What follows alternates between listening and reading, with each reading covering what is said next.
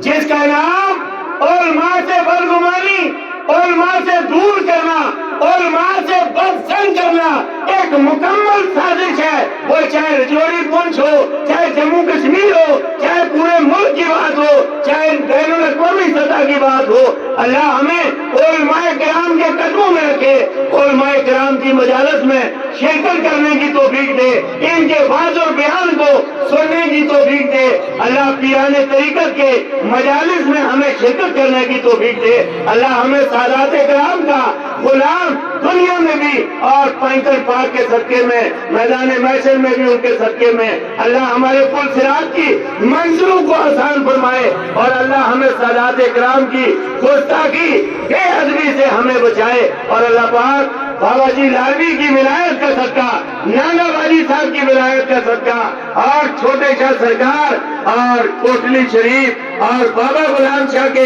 مولانا حبیب اللہ شاہ بخاری، حضرت پیر سائیں میرا فخر صاحب، ان اولیاء اللہ کے فیضان کرم سے مالا مال فرمائے، اور امام ربانی مجدد الفسانی کے مشن کو خوب جاری اور ساری رکھنے کی توفیق دے، اور جس کی ترجمانی اعلیٰ حضرت عظیم البرکت حاضر بریلوی رحمت اللہ علیہ نے دی ہے کہ ہمارا عقیدہ یہ ہے، تیری نسل پاک میں ہے بچہ بچہ نور کا، تو ہے اہل نور، تیرا سب گھرانہ نور کا۔ اور میں سادات کرام کو بھی ہاتھ جوڑ کے یہ گزارش کروں گا، اللہ کا واسطہ ہے کہ سیاسی لوگ اپنے مقاصد کے لیے ہمارے بھائیوں کو، ہمارے پیروں کو، ہمارے سجادہ نشینوں کو اپنے ذاتی مقاصد کے لیے استعمال کر کے، اور یہ علماء کے درمیان اور پیران طریقت کے درمیان ایک پھوٹ ڈالنا چاہتے ہیں۔ میں پیران طریقت اگر میری آواز سوشل میڈیا کے ذریعے سے سنتے ہیں، میں ان سے کہوں گا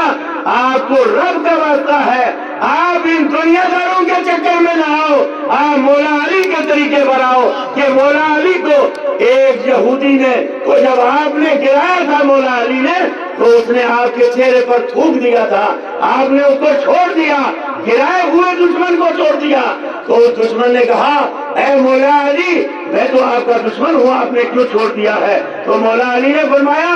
پہلے میں لڑ رہا تھا خدا کی رضا کے لیے، اب مجھے غصہ آ گیا ہے، میرا نفس شامل ہو گیا ہے، لہذا میں نفس کا غلام نہیں ہوں، میں محمد رسول اللہ کا غلام ہوں۔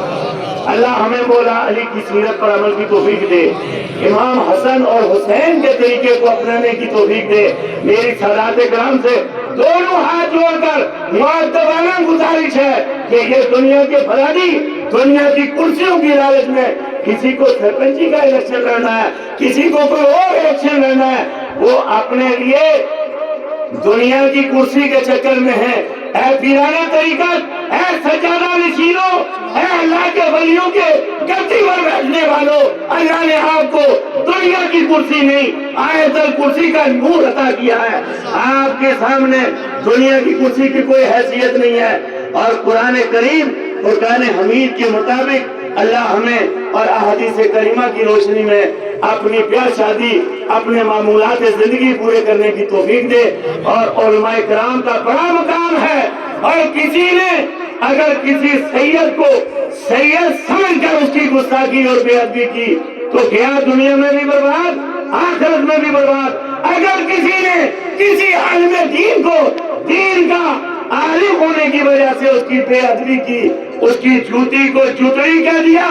تو وہ بھی یہ سمجھ لے کہ مولوی کی جوتی کو جوتڑی کہنے سے بھی آدمی دین سے نکل جاتا ہے۔ مولوی کو وہ مولویہ کہنے سے آدمی دین میں اس کے خرابی آ جاتی ہے۔ لہذا علماء کا بھی احترام کرو، سادات کرام کا بھی احترام کرو۔ سجادہ نشین جو لوگ جہاں سے سنیت کا